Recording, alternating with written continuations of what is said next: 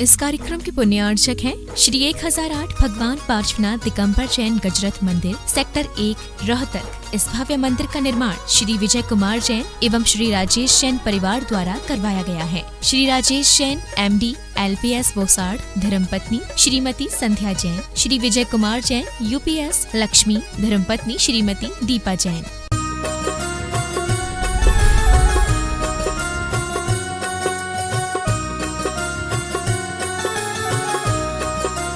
शंकर भगवंतों की, संत श्रोमणी 108 आचार्य गुरुवर श्री विद्यासागर जी महामुनिराज के, गुणायतन प्रणेता पूज्य मुनिवर श्री प्रमाण सागर जी महाराज की, पूज्य मुनि श्री अरह सागर जी महाराज की, शाश्वत तीर्थराज सम्मेद शिखर की पावन धरा, जहां पर पूज्य महाराज श्री का श्रावक संस्कार शिविर आज प्रातःकालीन मंगलमयी बेला में सानंद संपन्न हुआ।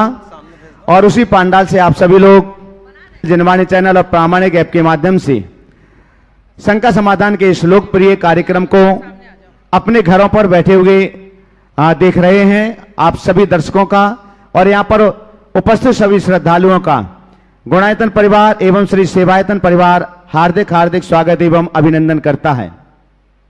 बंधु, हम पूज्य महाराज श्री के पावन मंगल आशीष लेने के लिए दोनों हाथों को जोड़ते हैं। आप सभी के लिए भी मंगल आशीष मिले और आपके माध्यम से देश और दुनिया में इस कार्यक्रम को देख रहे उन सभी लाखों लाखों दर्शकों के लिए भी मंगल आशीष की छांव मिले। तो दोनों हाथों को जोड़िएगा। त्रिवार महाराज श्री के श्री चरणों में नमोस्तु निवेदित करते हैं।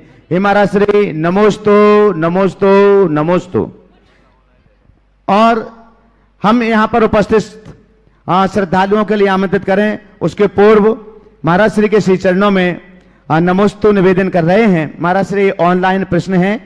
हे मुनिवर, नमोस्तु नमोस्तु नमोस्तु। हे मुनिवर, क्षमावाणी पर्व कब मनाया जाता है? आजकल प्रायः देखने में आता है कि लोग चतुर्दशी की शाम से ही क्षमावाणी के संदेश भेजना प्रारंभ कर देते हैं। मैंने पहले संदेश भेजा, एक ऐसी अघोषित प्रतिस्पर्धा बनी रहती है। तो क्या क्षमावाणी पर्व का कोई दिन निश्चित है अथवा आनंद चतुर्दशी के दिन से लेकर कभी भी क्षमावाणी मनाई जा सकती है? जो लोग क्षमावाणी के दिन अर्थात आश्विन कृष्णा प्रतिपदा से पहले ही क्षमावाणी के संदेश आदि भेजते हैं, वे क्या इस विशेष दिन का महत्व कम करते हुए इस परंपरा पर कुठाराघात कर रहे हैं अथवा शुभस्य शीघ्रम की उक्ति की अनुपालना कर रहे हैं? क्या इस प्रकार के कार्य से मूल पर्व को विकृत करने का दोष तो नहीं लगता? कृपया मार्गदर्शन करें जिससे संपूर्ण जैन समाज एक रूपता के साथ इस अनूठी विरासत को सुरक्षित रख सके। नमोस्तु महाराज। देखिए, बहुत ही सामयिक और प्रासंगिक सवाल यहाँ उपस्थित हुआ। क्षमावाणी हम सबका बहुत ही शाश्वत पर्व है। पुरातन काल से ये परंपरा चलती आ रही है और सदा से आश्विन प्रतिपदा से ही प्रतिपदा को ही पूरा देश क्षमावाणी का पर्व मनाता है और क्षमावाणी का एक उत्सव भी होता है। आज का दिन तो विश्राम का दिन है, समीक्षा का दिन है कि अब 10 दिन हमने धर्म की आराधना की, अब हमें नई शुरुआत करनी है। तो आज हम अपने मन का लेखा जोखा करके देखें, आलोढ़न करें और किसके किसके साथ मेरी कटुता है, द्वेष है, ताकि मैं उस कटुता और द्वेष को दूर करके अपने जीवन का पथ प्रशस्त कर सकूं और अपना सहज जीवन जी सकूं। ये हमारा प्रयास होना चाहिए। जब से ये डिजिटल सिस्टम आ गया है तब से लोग क्षमावाणी को अनंत चतुर्दशी की आधी रात से ही प्रेषित करने लगे हैं। ऐसा करने से क्षमावाणी का हमारा मूलभूत महत्व कम होगा और ये इतना जो बड़ा पर्व है उसकी गरिमा गिरने से हम अपनी परंपरा पर भी कुठाराघात करेंगे, इसमें कोई संशय नहीं है। इसलिए इस मैसेज की परिपाटी को रोकना चाहिए। जो लोग भी एक दूसरे को ऐसा मैसेज देते हैं उन तक भी ये संदेशा जाना चाहिए कि ये मैसेज आज मत दीजिए, जो तिथि जिस तिथि के लिए है उसी तिथि के लिए करिए, अन्यथा ऐसे तो हमारी सारी परंपराएं छिन्न भिन्न हो जाएगी।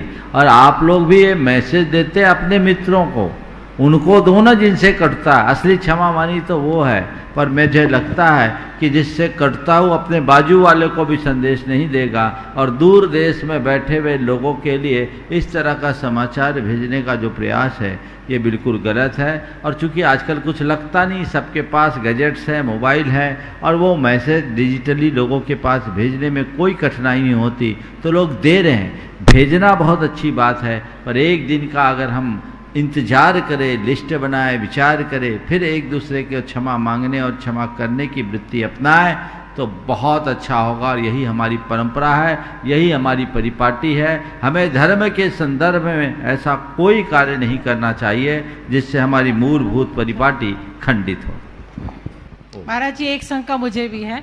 अगर शरीर में एक अंग ज्यादा हो, जैसे एक अंगूठा अधिक हो जाता है, 6 उंगलियों वाले हो जाते हैं, या एक उंगलियां कम है, तो क्या उन्हें आहार देने का या अभिषेक करने का? देखिए, अंगूठा या उंगली अंग नहीं उपांग है, और उपांगहीन अधिक हो तो कोई दोष नहीं। हमारे संघ में सब आहार देते हैं, ले सकते हैं, कोई दिक्कत नहीं, ठाठ से दीजिए। इंजीनियर अनिल तृष्णा जैन बरेली, आगे तैयार रहेंगे शोभा राजेंद्र जैन विदिशा।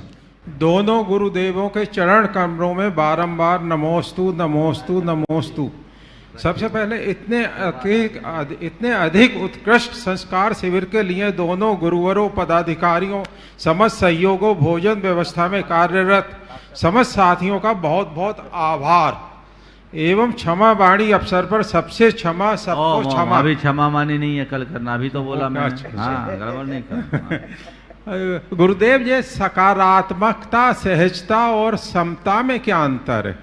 सकारात्मकता, सहजता और क्षमता में क्या अंतर है? देखिए, अगर प्राथमिक रूप से देखें तो तीनों समान है, लेकिन गहराई से देखें तो बड़ा अंतर है। सकारात्मकता का मतलब है कि कोई भी घटना घटे तो उसमें हम बुराई में अच्छाई देखें।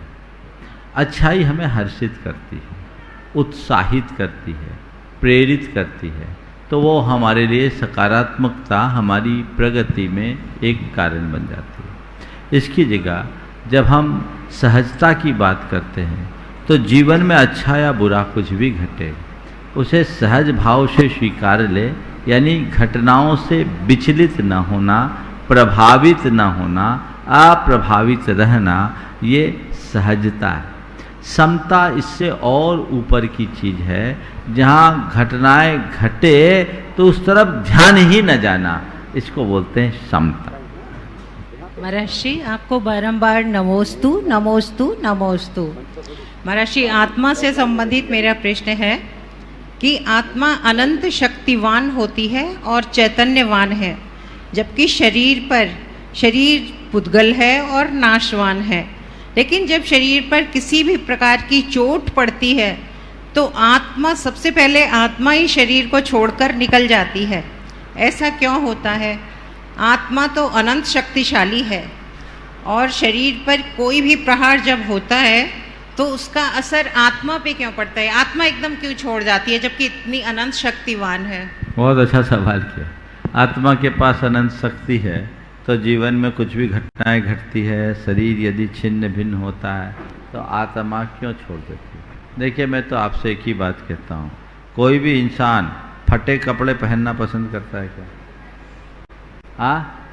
साफ सुथरे पहने। तो जैसे कपड़े फट जाते तो आप क्या करते हैं? बोलो। दूसरे पहन लेते हैं, वो हटा देते। तो यही काम आत्मा करती है। इस कपड़ा फट गया, दूसरा पहनेंगे, काम खत्म। चलिए। श्रीमती शोभा राजेंद्र जी जैन विदिशा, ट्रस्टी गुणायतन एवं सेवायतन। आगे तैयार रहेंगे प्रतिभा गोधा जयपुर। गुरु भगवान के चरणों में कोटि कोटि नमोस्तु। भगवान, मेरा सवाल ये है कि भगवान की प्रतिमा के ऊपर बलात्कार गणे अंकित रहता है, जिसके बारे में कई लोग मुझसे पूछते हैं, मैं बता नहीं पाता हूँ। फिर से बोलिए। भगवान की प्रतिमा के नीचे बलात्कार गणे ये अंकित रहता है, इस बारे में कई लोग मुझसे पूछे, इसका मतलब क्या है? तो मैं नहीं बता पाता हूँ, कृपया इसका अर्थ समझाने। देखिए, हमारे मूल संघ में एक गण है बलात्कार गण। आज के समय में बलात्कार जिस अर्थ में प्रयुक्त है वो बड़ा निकृष्ट है, लेकिन बलात्कार यानी बलपूर्वक कोई कार्य किया जाए उसका नाम बलात्कार है। तो बलात्कार गण एक गण है। एक समय में गिरनार जी में बड़ा विवाद हुआ था और उस समय तय हुआ आदि दिगंबर, तब ये बलात्कार गण प्रसिद्ध हुआ, जो मूल संघ का एक प्रमुख गण है, इसलिए उसे बलात्कार गण के रूप में जाना जाता है। हे गुरुवर नमोस्तु। गुरुवर, भारतीय संस्कृति में नारी को बहुत अच्छा स्थान दिया गया है। फिर से बोलिए। भारतीय संस्कृति में नारी को बहुत अच्छा स्थान दिया गया है, क्योंकि नारी भगवंत को, तीर्थंकर जैसे भगवंत को भी जन्म देती है। फिर पूजा की ये पंक्तियाँ कि संसार में विषबेल नारी तजी गए जोगीश्वरा, क्या नारी की अवमानना को व्यक्त नहीं करती? देखिए, मैं तो एक ही बात कहता हूँ, नारी विषबेल हो सकती है, माँ नहीं, बहन नहीं। समझ गया? यहाँ जो नारी को अगर कहा गया है तो स्त्री मात्र के लिए नहीं कहा गया। नारी को एक प्रतीकात्मक शब्द के रूप में देखा जा सकता है, जो मनुष्य के मन की वासना का द्योतक है, और ये वासना ही विषबेल है। यदि नारी विषबेल होगी तो उस पर फलने वाला, उससे जन्म लेने वाला पुरुष भी विषफल बनेगा, क्योंकि विषबेल में विषफल ही लगता है। इसलिए इसके अभिप्राय को समझना चाहिए कि विषबेल किसे कहा जा रहा है। माँ बहनों को कहीं विषबेल नहीं कहा जा रहा है, उन्हें तो नारायण की जननी के रूप में देखा जाता है। इसलिए यदि कोई नारी को एक वासना के रूप में देखता है तो वह उसके लिए विषबेल है, और नारी को यदि किसी माँ, बहन या देवी के रूप में देखता है तो उसके प्राणों का आधार है, ऐसा समझ। नमोस्तु। प्रतिभा गोधा जयपुर। आगे तैयार रहेंगे विनोद कुमार मणि जैन जबलपुर। दोनों गुरुवर के चरणों में मेरा और जगत के सभी जीवों की तरफ से बारंबार नमोस्तु नमोस्तु नमोस्तु। गुरुवर, अक्सर ऐसा होता है कि कोई 2 रोटी जैसे मांगता है, उसको हम रोटी देते हैं, 2 रोटी देते हैं, तो वो करोड़ों की दुआ देता है हमें वापस में। तो उस समय समझ में नहीं आता कि गरीब कौन है, जिसके पास 2 रोटी नहीं है वो गरीब है, या वो जिसने करोड़ों की दुआएं हमको दी है वो गरीब है। तो ऐसे में कैसे समझें कि और भी कोई कारण है गरीब को गरीब समझने का, कोई और भी कारण है, या पैसे की कमी ही गरीब को गरीब समझने का कारण है? देखिए, गरीब की व्याख्या कई तरीके से ऊपर बोला, गरीब की व्याख्या कई तरीके से की गई है। गरीब कौन है? वो ही दरिद्रो यस तृष्णा विशाला, जिसके मन में जितनी प्रबल तृष्णा है वो उतना गरीब है। गरीब और अमीर मनुष्य संपन्नता और विपन्नता से नहीं होता, अपने भावों और विचारों से होता है।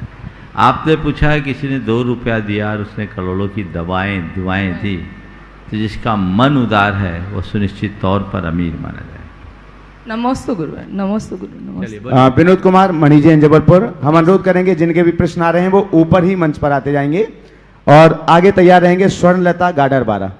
हे स्वामी नमोस्तु नमोस्तु नमोस्तु। मेरा प्रश्न है कि 64 रिद्धि व्रत क्यों करना चाहिए, उसके करने से क्या फायदा है? देखिए, व्रत एक तपस्या है, कोई भी व्रत कर ले, सारे व्रत हमारे लिए कल्याणकारी है। आपने पूछा 64 रिद्धि व्रत क्यों करना चाहिए।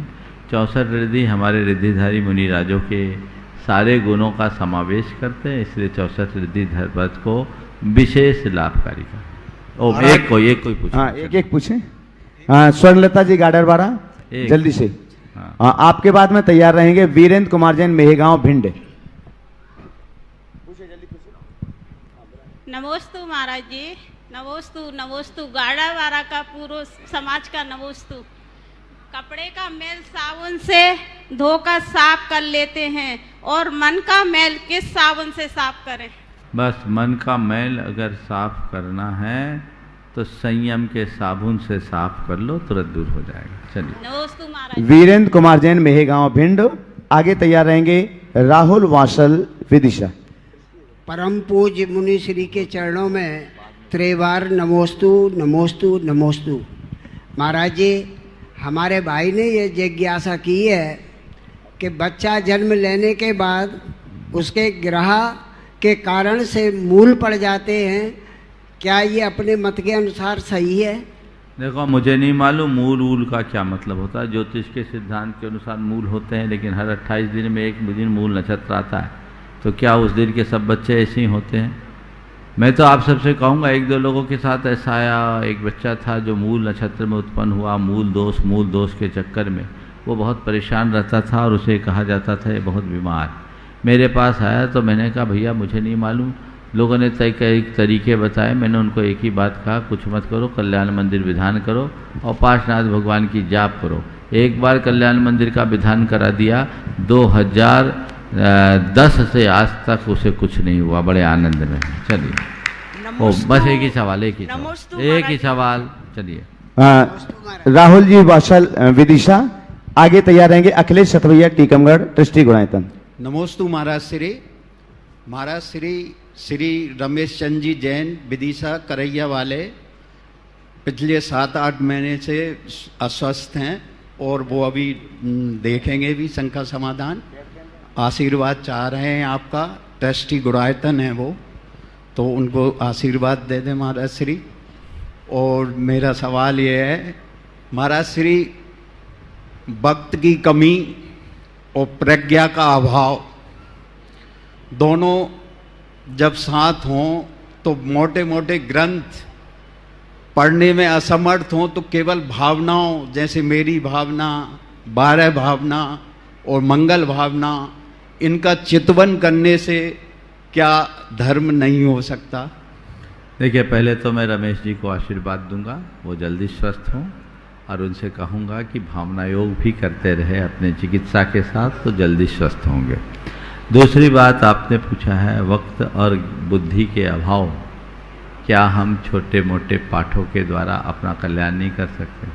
मैं तो कहता हूँ केवल अंदर का विवेक या जीवन की समझ विकसित हो जाए तो उनकी भी जरूरत नहीं है, कल्याण हो जाए। नमोस्तु महाराज। शिवभूति महाराज को तो केवल तुस्मास भिन्नम से ही बेड़ा पार हो गया। आप जो हो सके करिए, बस इतना जानिए किस में मेरा हित है, किस में मेरा अहित।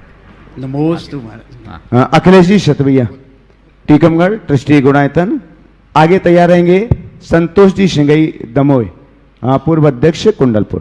परम पूज्य गुरुदेव के चरणों में सतवैया परिवार का तिरबार नमोस्तु नमोस्तु नमोस्तु। गुरुदेव, प्रत्येक जीव की आत्मा भिन्न भिन्न है,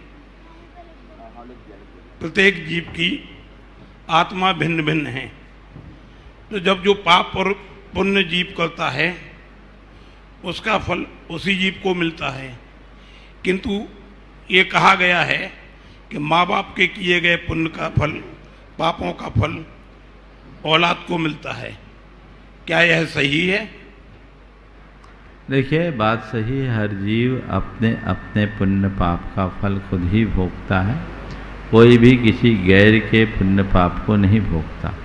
लेकिन आपने जो ये कहा कि माँ बाप के कृत्यों का फल बच्चों को भी भोगना पड़ता है, हाँ बिल्कुल भोगना पड़ता है, और कई बार बच्चों के कृत्य भी माँ बाप को भुगतना पड़ता है। हमारे शास्त्रों में एक शब्द आता है दाय भाग, थोड़ा इसे ध्यान से समझिएगा। दाय भाग क्या होता है? जैसे कोई व्यक्ति एक करोड़पति के घर में जन्म लिया तो वो जन्म से ही करोड़पति हो गया, तो उसके हिस्से में ये सब माँ बाप के दाय भाग में मिला। इससे उलट यदि कोई व्यक्ति भिखारी के घर में जन्मा तो वो जन्म से भिखारी हो गया, तो ये जन्म से भिखारी बना, ये उसका दाय भाग हो गया। समझ गए ना?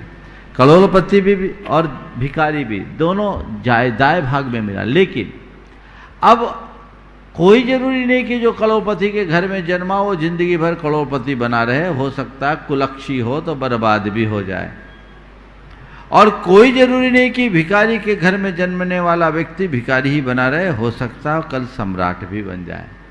तो भिखारी का सम्राट बनना उसका पुरुषार्थ है और करोड़पति का भिखारी हो जाना उसका प्रमाद है। समझ गए? तो ये चीजें बनती और बदलती है। अब मैं दूसरी बात की तरफ ध्यान दें। बेटों का फल माँ बाप को भोगना पड़ता है। एक अपराधी हो गया किसी का बेटा, उसने अपराध किया, उसका दंश पूरे खानदान को भोगना पड़ता है। कृत्य किसने किया? हत्या किसी ने की, अपराध किसी ने किया, व्यभिचार किसी ने किया, और बदनाम पूरा खानदान हुआ, तो उसको वैसा देखना चाहिए। गुरुदेव, मैं ये मानूं कि मैं भाग्यवान हूँ और पिताजी के पुण्य के फल से आप जैसे गुरु मुझे मिले हैं। बहुत सुंदर, चलिए आगे। संतोष सिंगई दमोही पूर्व अध्यक्ष कुंडलपुर। आगे तैयार रहेंगे डॉक्टर प्रद्युम्न जैन दिल्ली। देवादिदेव प्रथम तीर्थंकर आदिनाथ कुंडलपुर के बड़े बाबा की जय, कुंडलपुर के छोटे बाबा की जय, छोटे बाबा के बड़े समोशरण की जय। हे गुरुदेव, चूँकि काफ़ी लंबे समय के बाद में किसी शिविर में आने का सौभाग्य प्राप्त हुआ और आज 15वां दिन हो गया, ये पता नहीं चले कि 15 दिन कैसे पूरे हो गए। और इस चीज़ का आशीर्वाद चाहूँगा कि हर बार शिखर जी जहाँ जहाँ आपका शिविर हो वहाँ पर जाने का सौभाग्य प्राप्त हो। चूँकि और इस मंच से मैं अभी सभी शिवरार्थियों के लिए उत्तम क्षमा मांगता हूँ। और कुंडलपुर में जो वहाँ महोत्सव हुआ था कम से कम फरवरी माह में, उसमें हम लोगों से काफ़ी गलती हुई होगी, उसके लिए इस मंच से सभी से मन से वचन से काय से कृत काय तदमोदना से क्षमा चाहता हूँ। हे गुरुदेव, प्रश्न ये था कि जैसे आज काफ़ी लंबी संख्या में लोगों ने उपवास किए थे और 1 से लेके 1, 2, 5, 16 और 32 उपवास तक का था। चूँकि अभी शिखर जी में अब यहाँ जो पुस्तक जो हर टोंक पर अपन दो पढ़ते पूजन पढ़ते हैं, उसमें लिखा रहता है कि इसमें फलाने टोंक से इतने करोड़ों का उपवास का फल मिलता है, इसमें इतने का उपवास मिलता है। तो हम उसमें जानना चाहते हैं कि ये अपन जो साक्षात उपवास कर रहे हैं और वहाँ बंदना जाके उपवास कर रहे हैं, उसकी क्या व्यवस्था, कैसा क्या होना चाहिए? पहले तो मैं कहूँगा एक बार जोरदार करतल ध्वनि से संतोष जी का आप सब हार्दिक अभिनंदन कीजिए। कुंडलपुर श्री क्षेत्र को 28 वर्षों तक लगातार नेतृत्व देने का इन्होंने रिकॉर्ड बनाया और गुरु कृपा से को प्राप्त करके उन्होंने गुरुदेव के सपने को साकार करने में महत्वपूर्ण भूमिका निभाई। इसके लिए इनकी भूरी भूरी प्रशंसा करनी चाहिए। आपने कुंडलपुर महोत्सव का आयोजन अल्प समय में बहुत ही अच्छे तरीके से संपन्न कराया। ये आपकी उदारता है कि आज के इस मौके में आप इस मंच के माध्यम से सभी से क्षमा मांग रहे हैं। ये हमारा धर्म भी है, हमें इसे अपनाना चाहिए। अब आपके सवाल पर आते हैं कि इतने सारे टोंकों की वंदना हम करते हैं तो इतने उपवास मिल जाते हैं, करोड़ों उपवास हैं, जितने हमारी उम्र नहीं उससे ज़्यादा तो उपवास हैं। तो फिर एक बार मुझसे एक बच्चे ने सवाल किया था थोड़ा सीधा सीधा कि जब बंदनई से इतने उपवास का फल मिल जाता है तो बंदनई कर लो, उपवास क्यों करो? तो मैंने उसको जवाब दिया, आपको भी वही देता हूँ। मैंने कहा भैया तुम तो व्यापारी? बोले हाँ व्यापारी हो। सामान बाजार से सामान लाते? बोले लाते हो। बहुत सारा माल खरीदते हो, उसमें स्कीम में भी कुछ चीज़ें फ्री मिलती? बोले मिलती है। तो ये बताओ माल लेने पर स्कीम मिलता है कि सीधे स्कीम मिलता है? बोले माल लेने पर स्कीम मिलता है। जब हम कुछ करते हैं, माल लेते हैं तो आपको स्कीम मिलता है, ठीक है। तो स्कीम मात्र से काम हो जाता है कि अलग से सामान खरीदना पड़ता है? बोले सामान भी खरीदना पड़ता है। तो मैं आप सबसे ये कहूँगा, शिखर जी की एक वंदना उपवास पूर्वक करोगे तो करोड़ों उपवास का फल मिलेगा, वो स्कीम का फल है। तो स्कीम में जो मिल गया सो मिल गया, लेकिन अपने पुरुषार्थ से जरूर करो। और जो व्यक्ति उपवास से डरता है, भागता है, वो शिखर जी की वंदना भी करेगा तो उसे उपवास का फल नहीं मिलेगा। वो एडिशनल है और एडिशनल को एडिशनल तरीके से देखना चाहिए। डॉक्टर प्रद्युम्न जैन दिल्ली। आगे तैयार रहेंगे कुसुम अशोक जैन ग्वालियर ट्रस्टी गुणायतन। नमस्ते महाराज श्री पिछले दिनों आपने एक उपदेश के दौरान बोला धर्म अर्थ काम मोक्ष के बारे में बताया था। महाराज इससे रिलेटेड मेरे मन में दो शंकाएं हैं। एक तो कि धर्म और मोक्ष के बीच में अर्थ और काम को क्यों रखा? क्योंकि जहाँ भी देखते हैं इसके श्री जैसे मिलती है, धर्म अर्थ काम मोक्ष, धर्म अर्थ काम मोक्ष। पहला तो ये। दूसरा महाराज श्री आपने एक उस संदर्भ में बात कही, अर्थ पुरुषार्थी और काम पुरुषार्थी की बात कही, जबकि अर्थ उपार्जन के लिए पुण्य के उदय में जब पाप करते हैं तभी अर्थ अर्जन होता है। तो उसको हम अर्थ पुरुषार्थी के संदर्भ में देखते हैं और काम पुरुषार्थी के संदर्भ में देखते हैं। देखिए, धर्म अर्थ काम मोक्ष में ये जो क्रम रखा गया बिल्कुल ठीक रखा गया। मनुष्य के जीवन में जैसे एक मकान बनाते हो तो उसकी फाउंडेशन होती है और एक उसका शिखर होता है। तो फाउंडेशन है धर्म और टॉप है मोक्ष, बीच का जो भाग है वो अर्थ और काम में है। समझ गए? हम जब अर्थ और काम के इनार्जन में धर्म का नियंत्रण रखते हैं तभी मोक्ष के भागीदार बन सकते हैं। आपने पूछा अर्थ को अर्थोपार्जन को अर्थ पुरुषार्थ या काम के आलम्बन को काम पुरुषार्थ की संज्ञा क्यों दी गई? क्योंकि जब व्यक्ति अर्थ के उपार्जन में धर्म का पालन करता है तो उसका अर्थोपार्जन न होकर अर्थ पुरुषार्थ होता है, क्योंकि नैतिकता और प्रामाणिकता के साथ काम कर रहा है। इसी तरह काम में जब व्यक्ति संयम की लगाम लगा लेता है तो काम पर धर्म का नियंत्रण हो जाता है, तो वो अपने धर्म का पालन करता है, इसलिए उसे धर्म पुरुषार्थ की संज्ञा दी गई। कुसुम अशोक जैन, ग्वालियर डिस्ट्रिक्ट गुणायतन। आगे तैयार रहेंगे सीमा बज कुचामन। नमोस्तु महाराज जी, नमोस्तु नमोस्तु। मेरी ओर से, मेरे परिवार की ओर से नमोस्तु नमोस्तु। महाराज जी, मेरे को नेगेटिव थॉट्स ज़्यादा आते हैं, ये लगता है कभी ऐसा ना हो जाए, ऐसा ना हो जाए, ऐसा। और आज मैंने देखा कि इतने लोगों ने उपवास किए हैं और मैं नहीं कर पाती। मेरा कौन सा कर्म है कि मैं उपवास नहीं कर पाती? तो मैं अपने को बहुत कोसती हूँ और मतलब सभी की मैंने इतनी देखो, पहली बात नेगेटिव सोच है ना, थोड़े दिन पॉजिटिव लोगों के साथ रहने लगो, सोच बदल जाएगी। और इतने लोगों के बीच उपवास करते देख के लगता है ना कि मैं नहीं कर पाती। हाँ। 2-4 शिविरों में आ जाओ, आप भी शुरू कर दोगे। चलो सीमा बज कुचामन। आगे तैयार रहेंगे, कहाँ है? जल्दी आइए। हाँ, आगे तैयार रहेंगे सुरेश सिद्धार्थ जी, दौतरा रामगंज मंडी। थोड़ा शीघ्रता करें जिनके भी नाम हैं, ताकि आज अंतिम उसमें सभी के लिए आ सके। बोलो। महाराज श्री के चरणों में मेरा बारंबार नमोस्तु। महाराज श्री, मेरी शंका ये है कि हिंदी महीनों में जैसे चैत से लेकर के अपन फागुन तक गिनते हैं तो 12 महीना, और अंग्रेजी महीनों में जनवरी से दिसंबर तक 12 महीना, बट हिंदी महीनों में कभी ये होता है कि चैत 2, बैसाख 2, ऐसे करके 13 महीना हो जाते हैं। तो ऐसे बच्चों को समझाना या हम लोग को भी समझना कभी लगता है कि ऐसा क्यों?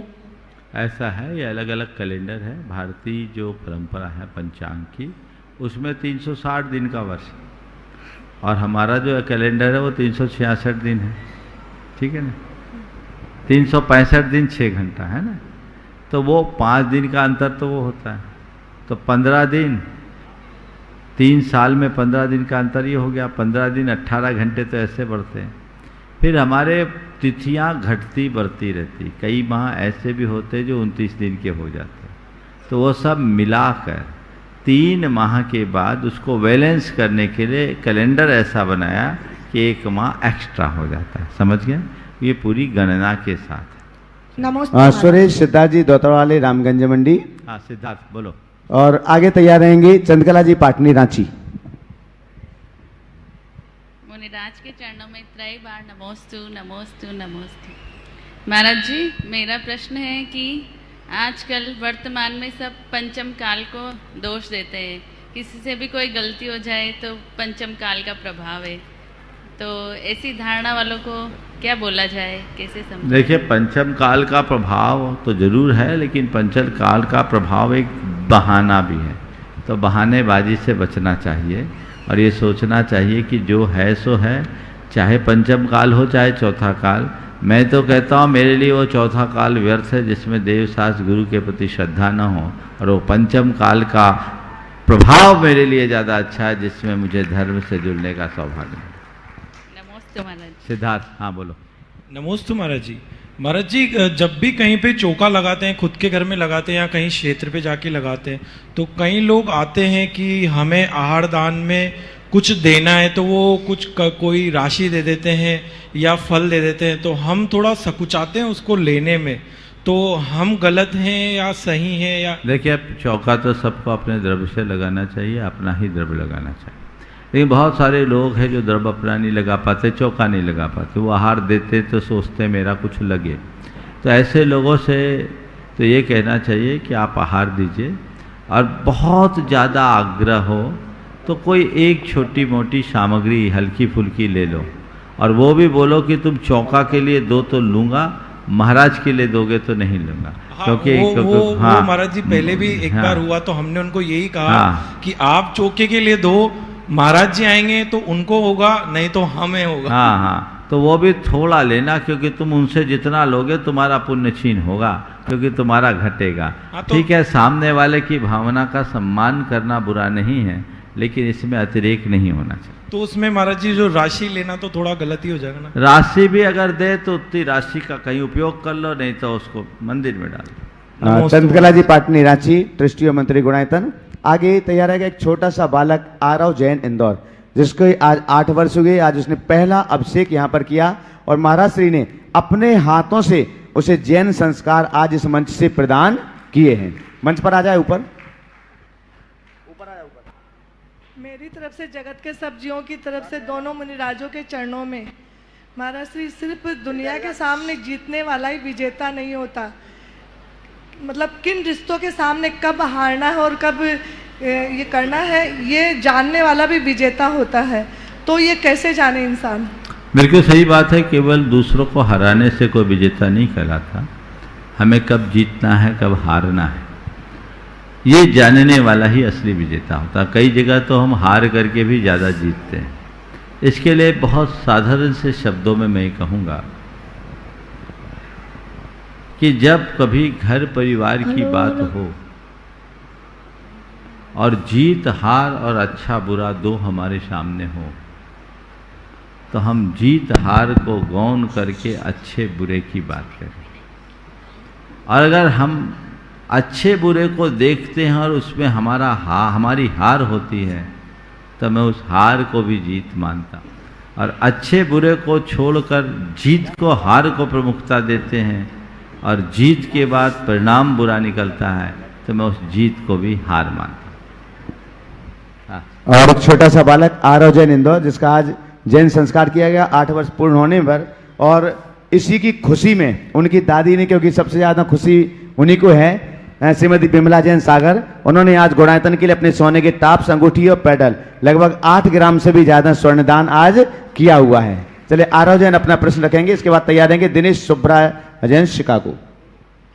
महाराज श्री के चरणों में नमोस्तु नमोस्तु नमोस्तु। महाराज श्री, मेरा प्रश्न ये है कि पहले मम्मी पापा आते हैं कि भगवान? बहुत अच्छा। ये बताओ, तुम्हें जन्म किसने दिया? मम्मी। मम्मी पापा ने दिया ना। तो अगर तुम जन्म नहीं लेते तो तुम भगवान के दर्शन कर पाते क्या? नहीं। तो हमारे लिए जो भगवान के तक पहुंचाया है, जिसने जन्म दिया, उसका महत्व है कि नहीं है? तो क्या करो, मम्मी पापा को पहला भगवान मानो। क्या बोलो? मम्मी पापा को पहला भगवान। हाँ, उनको भगवान के समान मानो, उनकी बातों को मानो और अपने जीवन को आगे बढ़ाओ, फिर भगवान की शरण में जाओ। चलिए। दिनेश सुब्रा जैन शिकागो। और आगे तैयार रहेंगे संगीता अनिल जी सेठी, पायल जी सेठी, हजारीबाग। नमोस्तु गुरुदेव, नमोस्तु गुरुदेव, नमोस्तु गुरुदेव। गुरुदेव, इस 62 वर्ष की आयु में होश संभालने के बाद लगभग 40 से तो ज़्यादा पर्युषण पर्व कर चुके हैं, लेकिन जितना आनंद इस पर्युषण पर्व में आया उतना आज तक नहीं आया।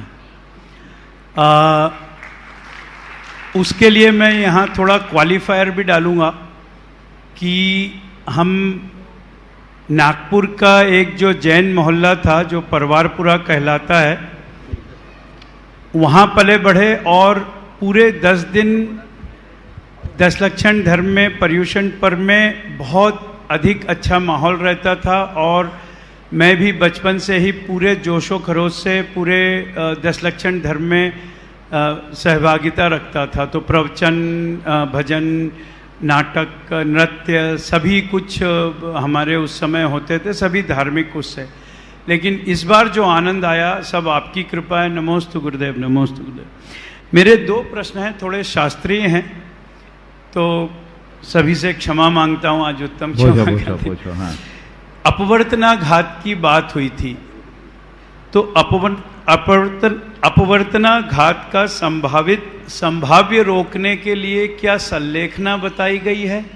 एक और दूसरा, आपने बताया कि एक समय में 14 राजू जा सकते हैं, तो 14 राजू तो बहुत ही विशाल एक संख्या है, और एक समय बहुत ही छोटा है, मतलब एक सेकंड भी लाखों करोड़ों समय है। तो ये जो विज्ञान आपके का दोनों सवालों का आशय समझ लिया। पहले आपके पहले सवाल का उत्तर देता हूं कि अपवर्तनाघात को क्या संलेखना से दूर किया जा सकता है। पहले तो समझिए अपवर्तनाघात क्या है और कब होता है। मृत्यु के समय जिनके परिणाम बिगड़ जाते हैं वे अपने आगामी आयु को कम कर देते हैं, इसको बोलते हैं अपवर्तनाघात। शुभ आयु में और नरक आदि में जाएंगे तो उसको बढ़ा देंगे। तो अंत समय में जिसके परिणाम अच्छे हैं उनके अपवर्तनाघात नहीं होंगे। संलेखना धारण करने वाले का परिणाम प्रायः अच्छा होता है, इसलिए उनके परिणाम अच्छे।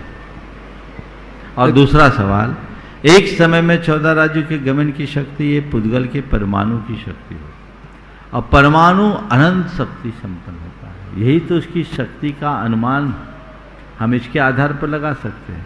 एक समय सेकेंड का अनंतवां भाग है, करोड़वां नहीं।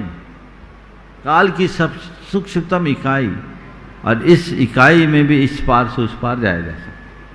तो वो फिर स्पीड ऑफ लाइट से कई गुना हो गया, कई गुना, सारे साधनों से परे। तो विज्ञान अभी वहां तक नहीं पहुंचा, बहुत दूर है। चलिए, नमोस्तु गुरुदेव, नमोस्तु गुरुदेव। बोलिए। संगीता अनिली सेठी, पायल सेठी, हजारीबाग, वहीं से कर लो। और आगे तैयार रहेंगे NL जैन साहब, जयपुर। आ जाओ, आ जाओ। नमोस्तु महाराज जी।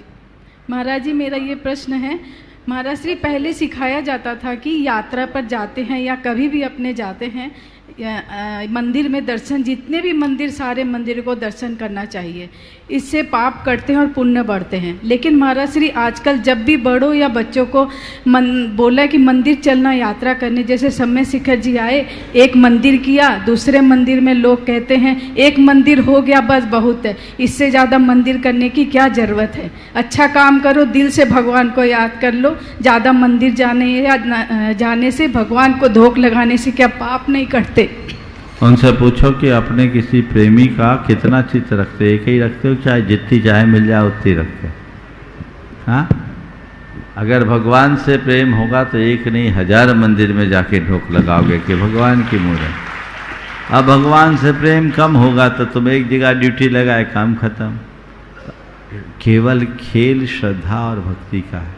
ये प्रगाढ़ हो तो सब चीजें अपने आप छूटते जाए। नमोस्तु। NL जैन साहब, जयपुर। आगे तैयार रहेंगे आनंद कुमार, शांत कुमार, मीना जैन, पिंडरई। दोनों गुरुओं को सादर नमन, वंदन। महाराज श्री 2 शब्द हैं, अपने और मैं। अपने में मैं को ढूंढने में बहुत तकलीफ होती है, तो ये मैं को कैसे हम ढूंढें और उसको कैसे हम चरितार्थ करें? अपने और मैं में, अपने में मैं को ढूंढने में कठिनाई होती है। आपने पूछा है मैं को कैसे खोजें, बस औरों में मैं को खोजना बंद कर दो, अपने में झांक लो तो मैं का सही बोध हो जाएगा। और जब औरों में मैं को खोजोगे तो उलझ के रह जाओ। नमस्ते। आनंद कुमार, शांत कुमार जी, मीना जी, पिंडरई। हम तैयार रहेंगे महावीर जी, छाबड़ा, कोलकाता, दृष्टि गुणायतन। दो ही महाराजों के चरणों में कोटि कोटि नमन। महाराज जी कोटि कोटि नमोस्तु। महाराज जी, यह प्रश्न मेरी बेटी अवनी एवं राज का है, जो जबलपुर से भेजा है। महाराज जी, बोलो। चिंतन में बुद्धि काम करती है और चिंता में हृदय। हृदय भावनाओं का प्रतीक है और बुद्धि तर्क, विवेचना, विलक्षण तथा विवेक का। तो महाराज जी, दोनों में से उचित क्या है? चिंतन में बुद्धि और चिंता में हृदय, मैं इससे सहमत नहीं हूँ। सबसे अच्छे में अगर मैं कहूँ तो चिंतन बुद्धि से होता है और चिंता दुर्बुद्धि से होता है। चिंता दुर्बुद्धि से होती है। जिसके अंदर सद्बुद्धि होगी वो कभी चिंता नहीं करेगा, वो चिंतन में करेगा, हृदय नहीं है। ठीक है, चिंता केवल भावनात्मक वेग नहीं है। जो व्यक्ति ज़्यादा बौद्धिक होते वो भी ज़्यादा चिंतित होते, सोचते हैं। तो दुर्बुद्धि से बचोगे तो सब ठीक हो जाएगा। एक ही सवाल। हाँ। महावीर जी छाबड़ा कोलकाता, ट्रस्टी गुणायतन बाद में तैयार रहेंगे। अतुल जी लोहारिया रतलाम। नमोस्तु नमोस्तु नमोस्तु गुरुदेव। गुरुदेव, मेरे साथ दीमापुर से पंकज जी सेठी आए हैं। इनकी एक शंका है कि जो आजकल के युवा पीढ़ी जगह जगह शरीर में अपना टैटू बना लेते हैं, तो क्या वो अभिषेक कर सकते हैं क्या? अभिषेक कर सकते हैं। एक दिन पूछा था क्या वो मुनि महाराज बन सकते हैं? कभी नहीं बन सकते बिना सर्जरी कराए। ये गलत परंपरा चल पड़ी है अपने शरीर को इस तरीके से गुदवाने की। प्रकृति ने तुम्हें इतना सुंदर रूप दिया, उसे गंदा क्यों कर रहे हो? काला कलंक अपने ऊपर क्यों लगा रहे हो? ये सब चीज़ें उचित नहीं है। अब रहा सवाल अभिषेक का, तो अभिषेक के लिए वंचित करना तो मुझे ठीक नहीं जचता, लेकिन ऐसा करके आप अपने शरीर के साथ छेड़खानी कर रहे हो, ये कतई उचित नहीं है। इसे हतोत्साहित करना चाहिए। एक आध कोई छोटा सा सिंबल जो हमारे यहाँ पुराने समय में क्या बोलते थे इसको, गुदना के रूप में रहता था, जो खासकर पहचान के लिए बनाए जाते थे। अब तो एक से एक डिजाइनर चीज़ें आने लगी है। कई तो एक व्यक्ति था एक जगह अभिषेक के लिए आया, पूरी पीठ, पूरे बाह। हमने कहा धन्य है, हमने कहा पूरे ही बन जाता। ये गलत बात। नमस्ते गुरुदेव। बंधु अतुल जी अपना प्रश्न रखें, उसके पूर्व हम आप सभी के लिए बता रहे हैं आप संस्थापक संस्कार शिविर सानंद संपन्न हुआ और अनेक अनेक उदारमना दानदातारों ने गुणायतन परिवार से जुड़ करके अपना सौभाग्य भी अर्जित किया हुआ है। आज भी गुणायतन परिवार से जुड़ने वाले, अपने चंचला लक्ष्मी का सदुपयोग करने वाले अनेक अनेक भव्य आत्माओं के नाम हमारे पास हैं। हम उनमें से कुछ नामों की घोषणा कर रहे हैं। अपेक्षा होगी जोरदार करते ध्वनि से आप उन सभी का सम्मान करेंगे।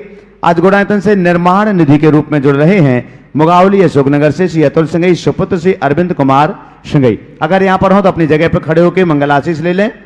अनिल कुमार जैन, निर्मल कुमार जैन जयपुर राजस्थान से, अनूप कुमार, सुशीला, निलयकांत, शिवानी, निकेत कुमार सराफ इंदौर मध्य प्रदेश से, श्रीमती मंजू जैन, धर्म पत्नी स्वर्गीय आनंद जैन, शुभम शैलजा जैन चंडीगढ़ से। और एक बार चारों अपने स्थान पर खड़े होकर के महाराज श्री का मंगल आशीष ले लीजिएगा और आप जोरदार करतल ध्वनि से उनका सम्मान कीजिएगा। बंधु, आज जिन्होंने स्वर्णदान दिया हुआ है, सीमा मड़वैया ट्रस्टी भोपाल, गुप्तदान, और श्रीमती विमला जैन सागर, श्रीमती मंजू जी, विजय जी शिरोमणि, जिन्होंने गुणायतन के लिए यूएसए ह्यूस्टन से 236 ग्राम स्वर्णदान दिया हुआ है। और आप सभी को मालूम है स्वर्णधारी के लिए भी अनेक अनेक नाम आए हैं, लेकिन कुछ बहुत से नाम अभी भी बाकी, उनकी घोषणाएं हम नहीं कर पाए हैं। श्रीमती भंवरी देवी, सोहनलाल जी अशोक, निर्मला गंगवाल, स्वागतम साड़ी सूरत, जिन्होंने स्वर्णधारी में अपना योगदान दिया हुआ है। अब बंधु, गुणायतन से आज निर्माण सारथी के रूप में जुड़ रहे हैं। पहले ये निर्माण मित्र थे निशा जैन लोहारिया, सुपुत्र श्री प्रमोद कुमार जी जैन बांदी कुई। अगर यहाँ पर उपस्थित हैं तो मंच पर पहुंचे। श्री निशा जैन लोहारिया, सुपुत्र श्री प्रमोद कुमार जी जैन बांदी कुई। चलेगा, जोरदार करतल ध्वनि से उनका सम्मान कर दीजिएगा। आज सूत्रधार के रूप में गुणायतन से जुड़ रहे हैं श्री अशोक मल्लीनाथ मखदुम, शौका वंदना अशोक मखदुम, वेलगांव कर्नाटका से। जोरदार करतल ध्वनि से उनका सम्मान करें और उपस्थित हो तो मंच पर आ जाइएगा।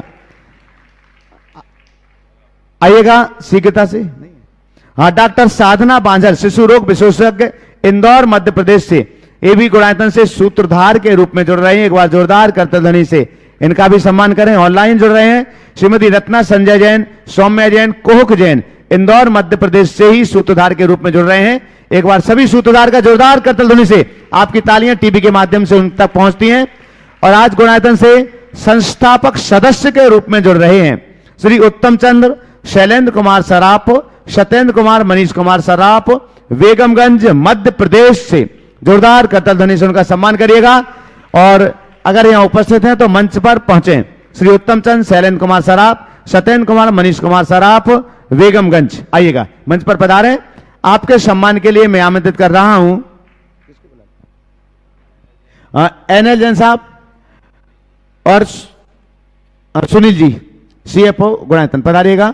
और आज जो गुणायतन से संस्थापक सदस्य के रूप में जुड़ रहे हैं श्री उत्तम चंद, शैलेंद्र कुमार जी सराफ, सत्येंद्र कुमार, मनीष कुमार जी सराफ बेगमगंज से, उनका सम्मान करेंगे। आप सभी जोरदार करताल ध्वनि के साथ उनका सम्मान करेंगे। बंधु, सेवायतन के भी क्रम अभी तक लगा हुआ है और एक दिन के लिए औषधि दान के लिए 21,000 रुपए से स्वर्गीय कंचन देवी जैन स्मृति में मीना मधु ममता जैन दीमापुर नागालैंड से जुड़ रहे हैं। और बंधु, संस्थापक सदस्य के रूप में भी 1 लाख रुपए से भी लोग जुड़ते हैं। आप भी जुड़ सकते हैं संस्थापक सदस्य के रूप में सेवायतन के लिए। एक दिन के औषधि दान दिया है प्रेमचंद जी, अश्विनी, आशीष कुमार, कीर्ति, सम्यक जैन, विमला जैन सपरिवार की ओर से। उनके कोटा से मंगल स्वास्थ्य की मंगल कामना के साथ में रिद्धि सिद्धिनगर कोनाड़ी कोटा से। और सेठ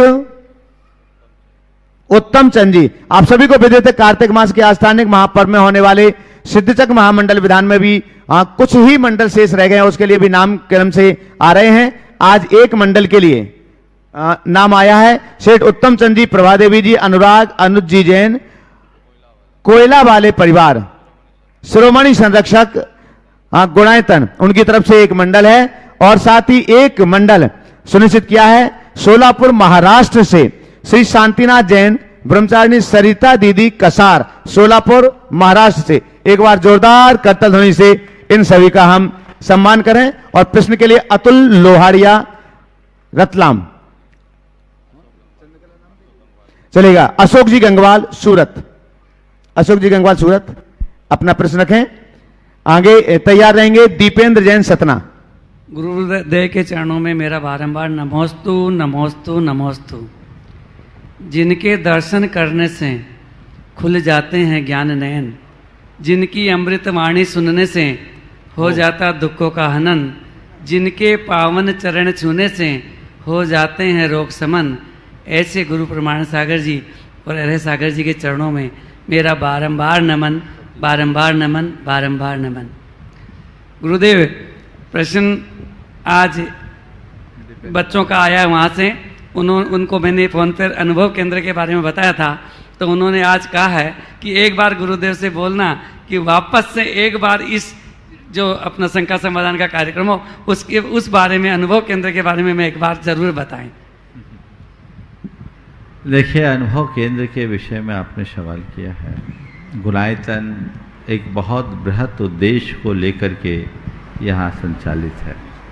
देश में मंदिर तो अनेक है और सभी मंदिर एक से एक हैं। यहाँ का मंदिर भी अत्यंत भव्य मंदिर है, पंचायतन शैली का अपने आप में एक अनूठा मंदिर, जो यहाँ आकर के देखने वाले लोगों को बरबसी अपनी ओर आकर्षित करता है।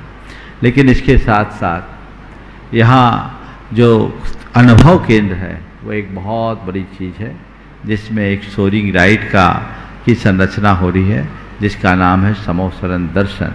ये सोरिंग राइड ऐसी राइड जिसमें आपको ऐसा आभास होगा कि मानो साक्षात भगवान के समोसरण में आप प्रवेश कर रहे हैं।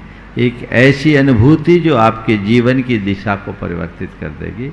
हमने शास्त्रों में पढ़ा है और सुना है कि समोसरण ऐसा होता है। पंचौथे काल में समोसरण आता था, लेकिन आपको पंचम काल में साक्षात समोसरण में प्रवेश करने का सौभाग्य मिलेगा। ये अपने आप में एक अद्भुत घटना होगी। जो भी लोग इसमें भागीदारी रखेंगे वे निश्चित भाग्यशाली होंगे और उनका भाग्य बहुत ऊंचा होगा। और उसके साथ ही एक मूवी है यात्रा आत्मा से परमात्मा की, जो 4DX और 270 डिग्री के स्क्रीन पर यहाँ प्रदर्शित होगी, जो हर व्यक्ति के जीवन की दिशा को बदलेगी, उसके चिंतन को बदलेगी। यहाँ आने के बाद उन्हें समझ में आ जाएगा क्या है सम्यक दृष्टि, किसे कहते हैं मिथ्या दृष्टि, क्या होती है जीवन की भूल, क्या है हमारे दुखों का कारण, क्या होते हैं श्रावक, कैसे होते हैं मुनिराज, कैसा होता है ध्यान, कैसे होती है कर्मों की निर्जरा, कैसे होता है केवल ज्ञान, और कैसे करते हैं, कैसे होता है भगवान का समोसरण, कैसी खिलती है भगवान की वाणी, कैसे करते हैं प्रभु मोक्ष गमन। ये सब बातें आप साक्षात देखेंगे, ऐसे मानो आपके सामने घट रहा है। सारे वांग्मय का सार आप टेक्नोलॉजी के माध्यम से कुछ ही पलों में देखेंगे, वो अद्भुत होगा। मैं तो आपसे, आपके माध्यम से, आपके बच्चों से यही कहूँगा, पिताजी 10 दिन रह गए, 2-3 दिन का टाइम निकाल कर तुम लोग आ जाओ, आंखें खुल जाएगी और जीवन धन्य हो जाएगा। हाँ। दीपेन जैन सतना। मुनिद्वय के चरणों में त्रिवार नमोस्तु नमोस्तु नमोस्तु। गुरुवर, आर्थिक स्थिति कितनी भी अच्छी हो पर मानसिक स्थिति भी अच्छी होनी चाहिए। घर में sofa set, dinner set, TV set सब हो पर माइंड सेट ना हो तो हम कहीं भी सेट नहीं हो सकते। तो इन विपरीत परिस्थितियों में माइंड सेट को कैसे करें? माइंड सेट को ठीक करने के लिए बाकी सेट को एक तरफ रखो, समझ गया? ये जितने भी सेट है ना, उसी ने मन को, माइंड सेट को अपसेट किया है। तो माइंड सेट को ठीक करने की जगह बाकी सेट ठीक हो और अपना मार्ग सीधा सीधा चले। ओम। हाँ बोलो। महाराज श्री के चरणों में बारंबार तो महाराज अब श्री मैं एक, 2 मिनट का एक ही सवाल है। मैं पहले सिर्फ तो भावना योग के बारे में बताना चाह रही हूँ। चलिए बोलिए। महाराज जी, आपने अभी मैंने शंका समाधान 3-4 दिन पहले 2 पहियों का उदाहरण दिया था, पूछा गया था, तो मैं उसमें से मैं भी एक पहिए वाली हूँ महाराज जी। और आपके सामने मैं 52 गजा से जुड़ी हूँ। वैसे तो काफ़ी दिनों से जुड़ी हुई मैं आपसे, पर मेरे को आने का मौका 52 गजा में मिला। तो 52 गजा से जुड़ने के बाद महाराज जी मैंने भावना योग आपका 4-5 साल से लगातार कर रही हूँ। मैं अपने आप में इतनी पूर्ण स्वस्थ हूँ, परंतु मेरे दोनों बेटों को ऐसा लगता है कि नागपुर गए तो अब बॉडी चेकअप करा लो, अब ये जांच करा लो, वो जांच करा लो। तो मैं उनसे यही प्रश्न करती कि आप खुद अपना बॉडी चेकअप करा लो। तो उनका कहना यही रहता है कि मम्मी आप कैसी बात करी, बेटा तो नहीं कहता, बहू कहती मेरी। तो मैंने कही कि मैं भावना योग 4-5 साल से करी, तो उसका कोई मतलब नहीं है क्या? मैंने कही उनको एक ही बात कहो कि बेटा चल तेरे साथ मैं भी बॉडी चेकअप कराती हूँ, तू भी अपना करा ले, मैं भी करा लूँ, फिर देख लेना जब भावना योग का प्रभाव क्या होता है, सब बातें अपने आप स्पष्ट हो जाए। और मंच पर आमंत्रित कर रहा हूँ हम आप सबके लिए जिन्होंने बहुत बहुत सुस्वादु भोजन की व्यवस्था की। मधुकांत अपनी पूरी टीम के साथ यहाँ पर है रतलाम से। एक आ जाए, ऊपर आ जाए, शिकिता से, मधुकांत रतलाम से, जिन्होंने संपूर्ण भोजन व्यवस्था सुस्वादु भोजन आप सबके लिए तैयार करवाया है। और साथ ही साथ उनका सम्मान करने के लिए प्रमाण सागर सेवा संघ के, क्योंकि ये पूरे साथी वहां थे, तो प्रमाण सागर सेवा संघ के सभी साथियों के लिए आमंत्रित करता हूं। और साथ में गोल्डी और प्रसन्न आ जाएं। चंद कुमार अमर पाटन, चलिए वहीं खड़े हो जाएं, एक साथ पंक्तिबद्ध हो जाएं। चलिए पूरी टीम जोरदार करता दो। आप लोगों को भोजन अच्छा लगा कि नहीं? हाँ,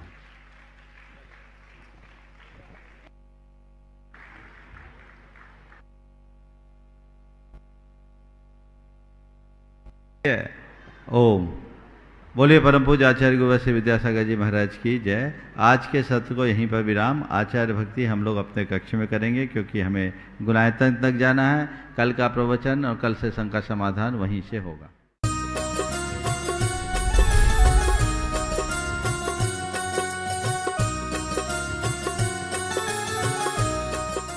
इस कार्यक्रम के पुण्यार्चक थे श्री 1008 भगवान पार्श्वनाथ दिगंबर जैन गजरथ मंदिर, सेक्टर 1 रोहतक। इस भव्य मंदिर का निर्माण श्री विजय कुमार जैन एवं श्री राजेश जैन परिवार द्वारा करवाया गया है। श्री राजेश जैन MD LPS बोसाड़, धर्मपत्नी श्रीमती संध्या जैन, श्री विजय कुमार जैन UPS लक्ष्मी, धर्मपत्नी श्रीमती दीपा जैन।